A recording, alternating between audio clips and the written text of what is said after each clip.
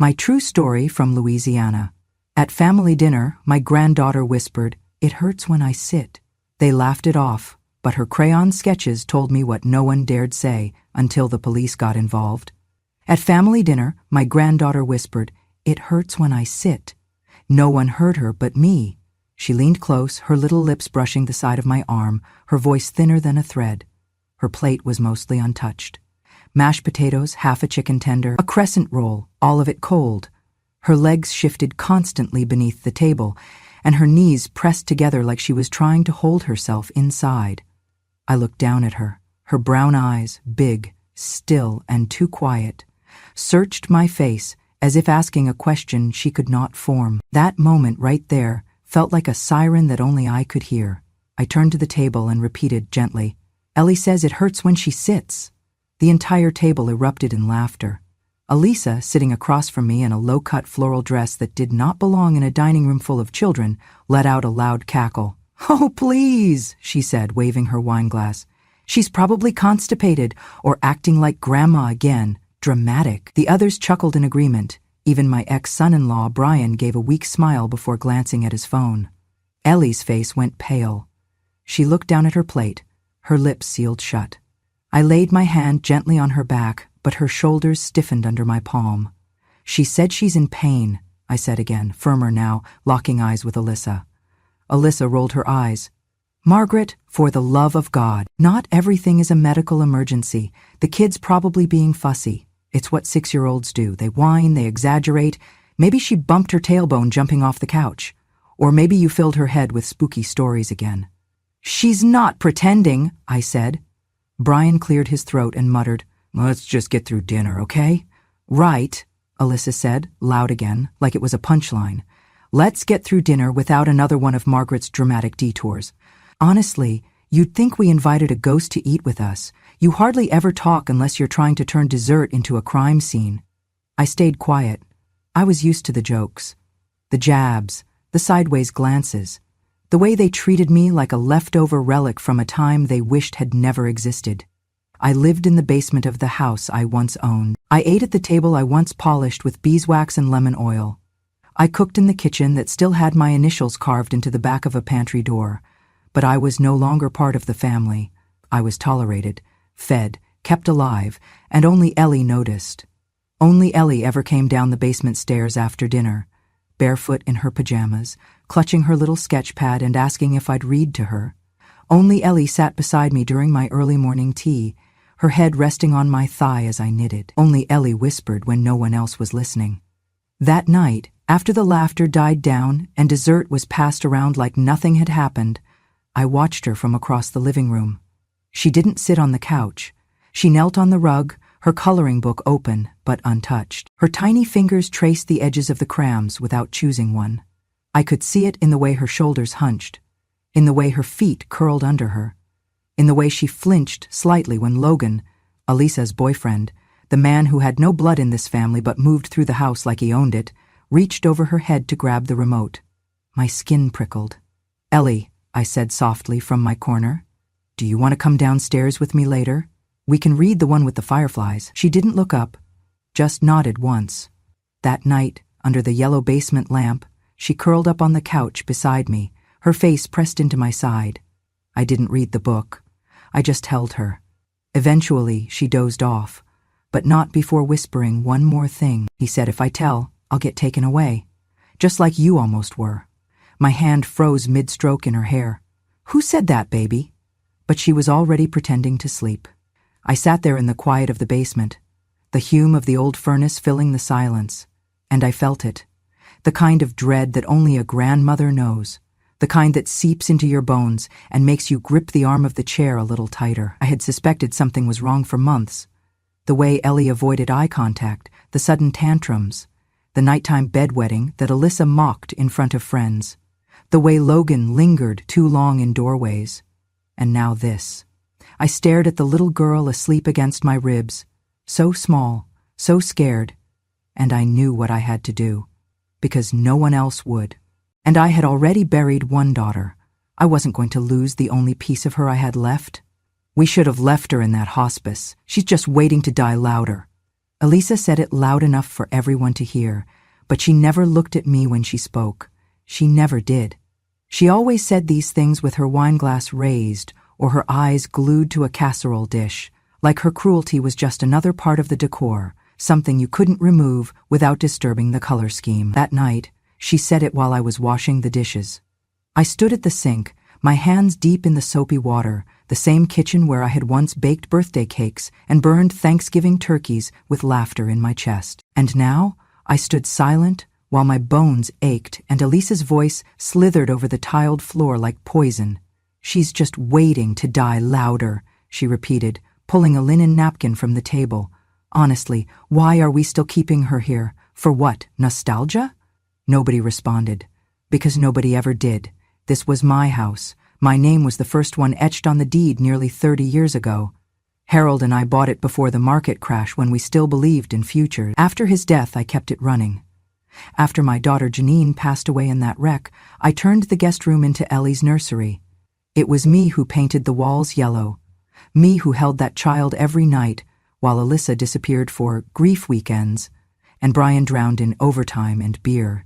When I moved into the basement, it was supposed to be temporary, just until they got their lives together, just until things settled. They never did. They took over, piece by piece. The upstairs bathroom became off-limits. My furniture was pushed into the garage. Elisa replaced the photos of Janine with pictures of her own brunches and backyard parties, and I, the woman who scrubbed that floor on her knees for decades, became an afterthought, a line item on the grocery list. The thing they had to deal with on holidays. Elisa had no patience for me. She saw me as a drain, a holdover, a burden that came with the kid she never really wanted. I was tolerated only because I cooked, folded laundry, and picked Ellie up from school when no one else could, and even then, I was called Grandma in the same tone one might use for Roach in the hallway. Every time I tried to talk to Ellie, to really talk, Elisa stepped in, like a warden. "She's fine," she snapped once when I asked why Ellie flinched when Logan walked in the room. "She's just shy," she barked another time, when I brought up the sudden nightmares, the drawings filled with locked rooms and screaming faces. "Don't project your trauma onto my kid," she hissed last week. "Just because you couldn't save your daughter doesn't mean you get to play detective now." I remember standing at the bottom of the stairs that night, hearing Ellie crying upstairs. Elisa had locked the door. I wasn't allowed up after 9. I wasn't allowed to interfere. But I knew those cries. I knew that sound like I knew my own breath. It was the same cry Janine used to make when she came home with bruises from a boy who said he loved hard.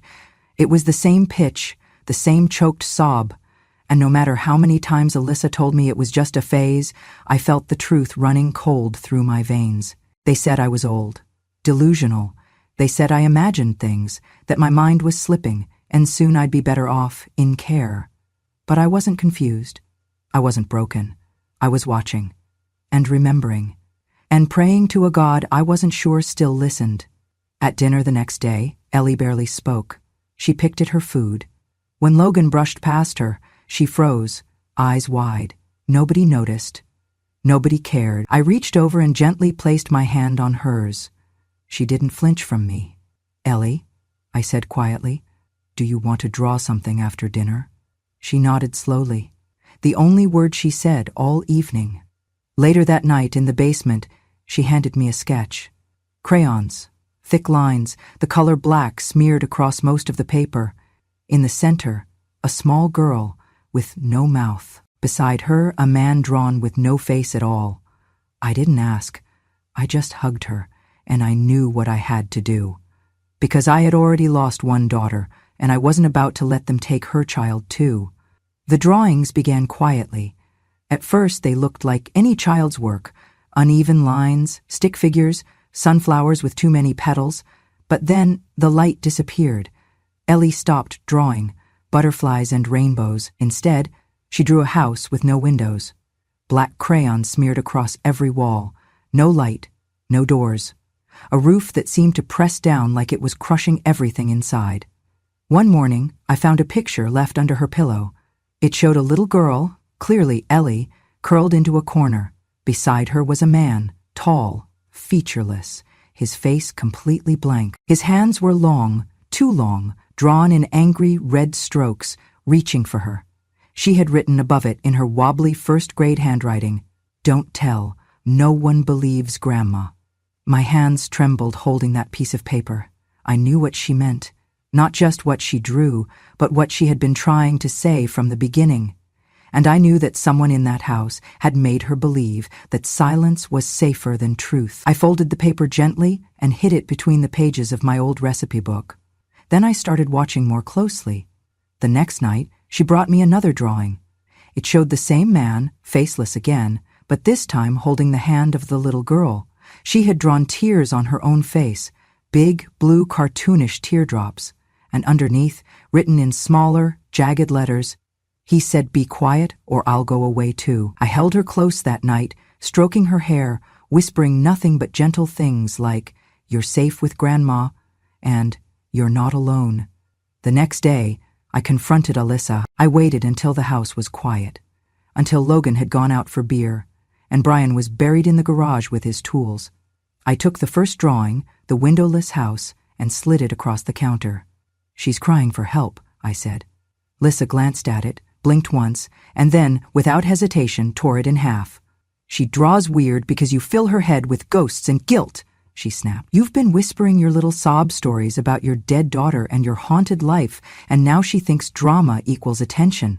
"She's scared," I said, trying to keep my voice steady. "She's imaginative," she shot back, "and you're projecting." Then she leaned forward, voice lowering to a hiss. "Try this again, and I'll make sure you're not allowed to speak to her at all." I said nothing. I just walked away. That night, in the basement, Ellie sat on the couch with her sketch pad in her lap, her crayons scattered like fallen leaves. She didn't look at me when she whispered, "He said if I tell, I'll be taken away, just like you almost were." My throat tightened. Taken away? I thought back to the conversation Lyssa once had on the phone, the one I overheard by accident, about getting the old lady declared incompetent and looking into full custody and property transfer. They'd tried it before, and now they were trying it with her. I wrapped my arms around her, pulled her into my chest, and whispered, "You don't have to tell anyone else. Just tell me. I'll believe you, always." She didn't reply. She just nodded, and then carefully she slid another drawing into my hands. This one showed two figures, a child and an old woman. They were standing in the corner of a dark room. The window was gone, but this time there was a light bulb above them, small, flickering, barely enough, and between them one word scrawled in pink: help. I knew no one would believe me. Not Alyssa, not Brian, not anyone in that house who had learned to treat my presence like expired milk, tolerated, ignored, and eventually thrown out. If I came forward with just Ellie's drawings and a trembling voice, they would say I was confused, paranoid, senile. So I began quietly. That night, after Ellie fell asleep in the basement next to me, her thumb still tucked beneath her chin, I carefully unzipped the back of her favorite stuffed giraffe and inserted a tiny voice recorder I had ordered months ago when I first suspected something wasn't right in that house. I had never used it, but now I clicked it on. Each night I spoke to her gently, never pushing, just guiding her like I used to guide Janine across creeks in springtime, slow, patient steps. I would tell her a story, then pause, then ask something like, "Does the man in your drawing still visit your room?" She would nod, or sometimes whisper, "Only when Mommy is asleep." One night, while stroking the giraffe's ear, she whispered, "He has no face because he says I can't draw it." Another night, "He locks the door from the inside." I never flinched. I couldn't afford to. Eventually, she said it aloud. "Logan is the shadow."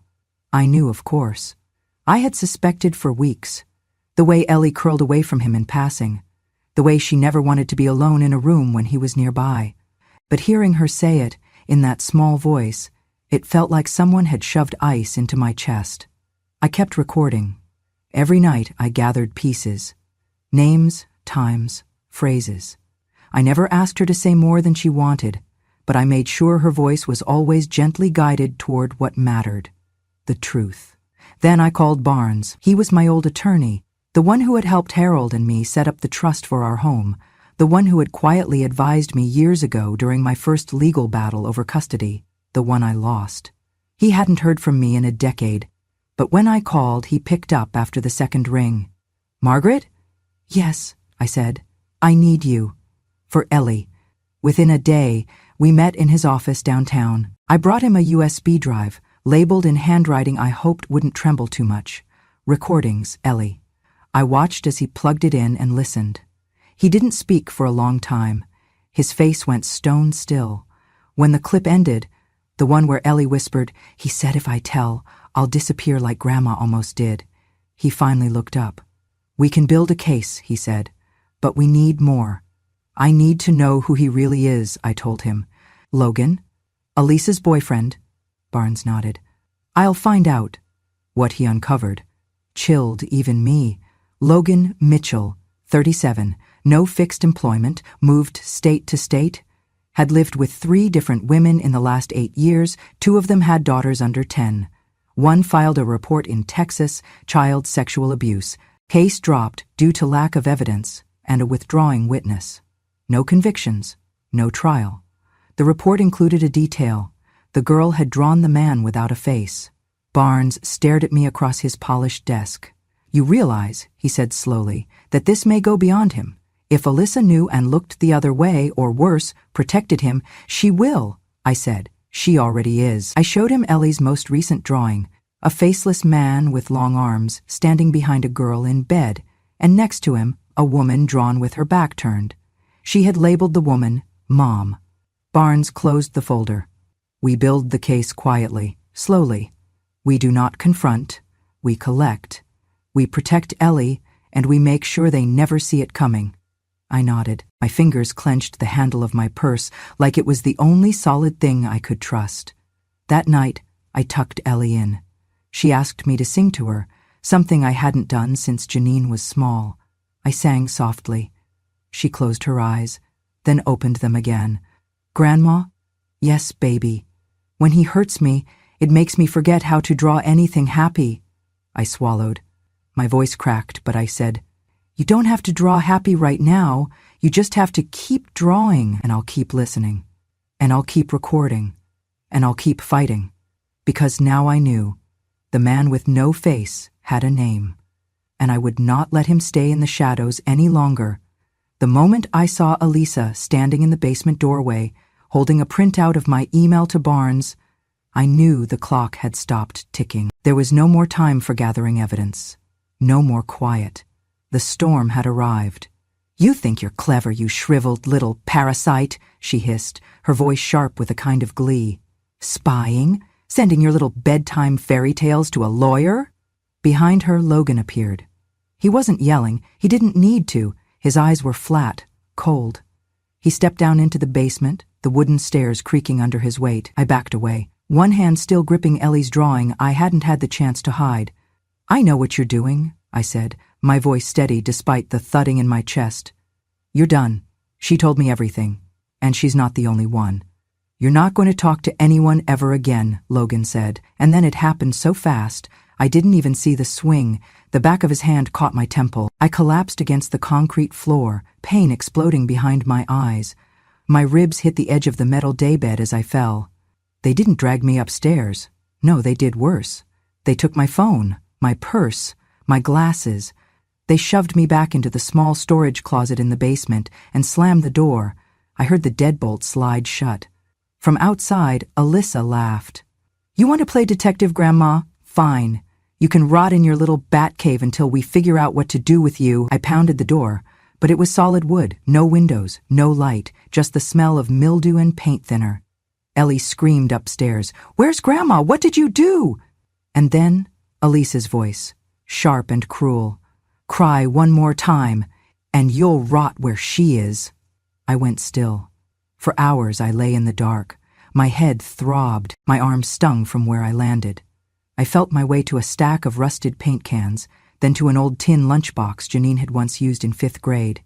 Inside was nothing but old screws and a piece of bent wire. I pulled the lid off, and then I had an idea. I took the sharpest edge of the broken tin and sliced a line across the inside of my forearm. It wasn't deep, but it was enough. With trembling fingers, I dipped my hand in the blood and began to write on the gray concrete wall. Barnes. Help. Ellie. Each letter shook. My vision blurred, but I kept writing. If anyone ever came down here, if Ellie escaped, or if a cop or social worker found their way inside, I wanted them to know this wasn't a forgettable disappearance. This was planned. This was real. The next morning, I heard Elisa upstairs talking loudly on the phone. Yeah, we leave Thursday morning. Waikiki. Thank God. This place is cursed. Hawaii. They were going on vacation.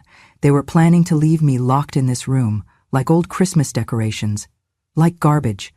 I knew if they got on that plane and came back, I'd be gone, moved, institutionalized. Or worse, dead and buried in the garden with a new herb box on top. My time had run out, but I wasn't done, not yet. Ellie saved me, and she did it the only way she knew how, with crayons and paper. 3 days after I was locked in the basement, Alyssa took Ellie to school like everything was fine.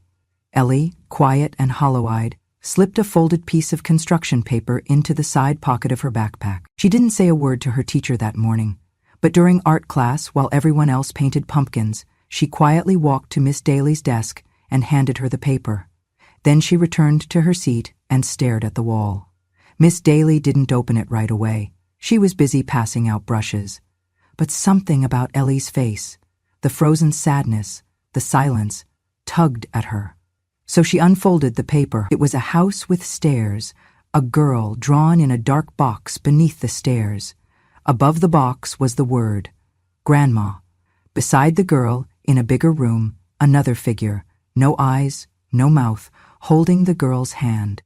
Next to that, one more word, he hurts. And in the top right corner, drawn in red crayon, help.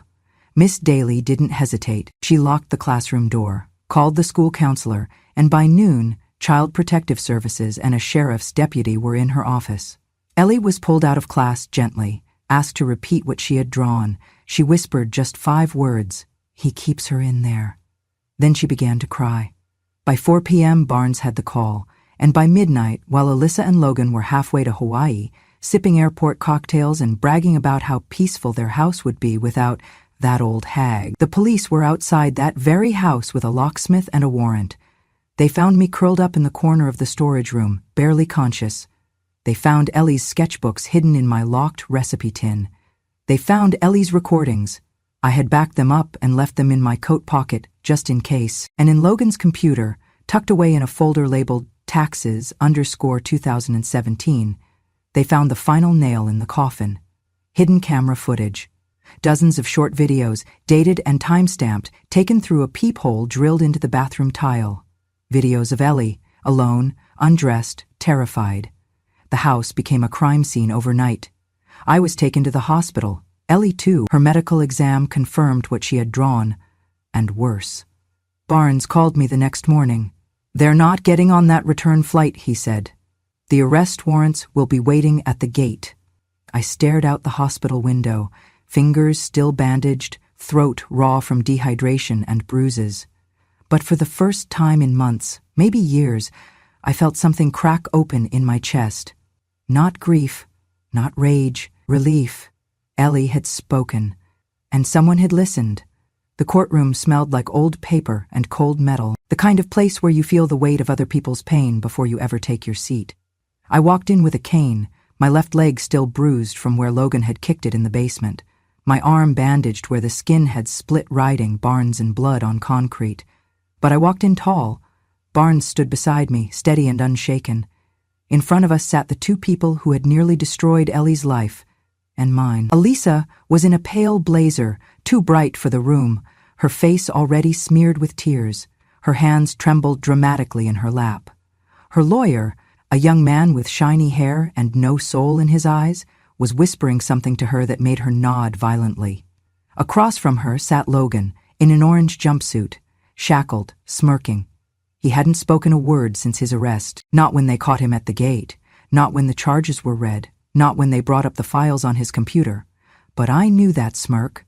It was the same one he gave Ellie when she stepped out of line. The same one he wore when he walked into rooms without knocking. It was his mask. The judge asked me to approach the stand. I stood slowly.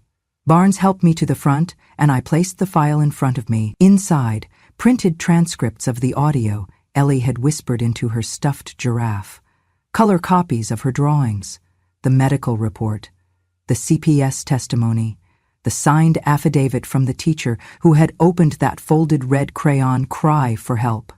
"I'd like to speak," I said to the court. The judge nodded. "My name is Margaret Ann Cole. I am 76 years old. I was the legal owner of the house in which these crimes took place.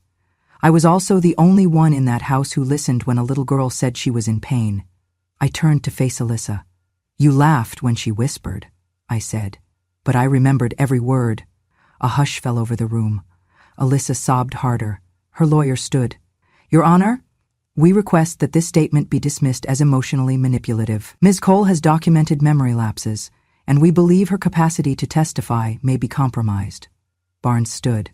"We have no record of any such diagnosis, and the evidence, much of which Ms. Cole personally preserved at great personal risk, supports every claim." The judge looked at me. "Please continue." I looked at Logan. "She drew you without a face because she was too scared to give you one, but now the world has seen it. The videos you hid, the hands you used, the fear you fed on. You thought no one would believe her. You counted on it." Then I held up one of Ellie's drawings, the one with the word "help" scribbled in red. She couldn't scream, so she drew, and I screamed for her. That afternoon, the court sentenced Logan Mitchell to life in prison without the possibility of parole for aggravated sexual abuse of a minor, child exploitation, and unlawful surveillance. Alyssa, for willful endangerment, conspiracy, obstruction of justice, and destruction of evidence, received the same. As the bailiffs led her out, she turned to me one last time, mascara streaking down her cheeks. "She was lying," she cried. "You filled her head. You turned her against me." I looked her in the eye. "No," I said. "You did that all by yourself." The judge ruled that Ellie would be removed from all contact with both sides of the family that failed her, and then he looked at me.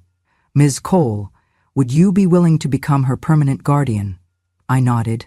"I already am." The first morning in Oregon smelled like cinnamon and rain.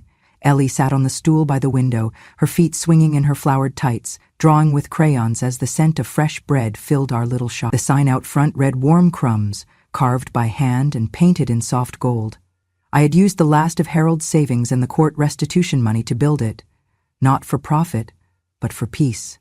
I had dreamed of a place like this once, a kitchen that stayed warm, where no one shouted, and the only things rising were bread and laughter. I just never thought I'd reach it with bruises still fading from my arms and a child in my care who had seen more cruelty by 6 than most do in a lifetime. But we were here, together. Every morning I baked. Ellie helped roll the dough, sprinkle sugar, cut cookie shapes. In the afternoons she'd sit and draw. No more windowless houses, no more faceless men.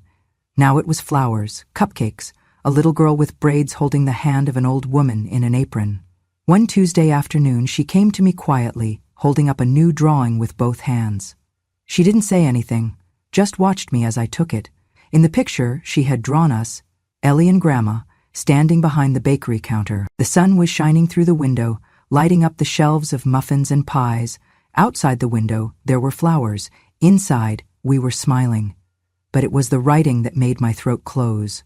In bright purple crayon, she had written, "Grandma hears everything." I blinked. She waited. Then I smiled, tears stinging the corners of my eyes. "This is beautiful," I whispered. "Can I hang it up?" She nodded, her whole body lightening. I found the perfect spot, just above the counter where every customer could see it. I taped it to the wall, smoothed the edges, and stood back. Ellie joined me, her tiny hand slipping into mine. We stood there in silence for a moment, the kind that feels full, not empty. That night, after dinner, as I washed dishes and Ellie read a picture book in her pajamas, I thought back to the woman I had been, the one crouched in the dark of a basement, trying to spell hope with blood. I thought of how close I had come to vanishing. I thought of how many people laughed when Ellie whispered the truth, and how many never bothered to listen. But I had. I always would, because that's what saved us. I dried my hands, kissed Ellie's forehead, and turned off the kitchen light. I used to be a ghost in my own home. Now, I'm the woman Ellie runs to, the name she calls out when she's scared, the voice she trusts above all others, and on the wall above our oven, her drawing still hangs. A reminder, not just of what we escaped, but of what we built. Together. Our first winter in Oregon came early. Snow dusted the sidewalks by Thanksgiving, and Ellie pressed her nose to the glass in the bakery every morning, waiting to see if it would stick. When it finally did, she ran outside in her mismatched boots, arms wide like she was ready to catch every snowflake by hand.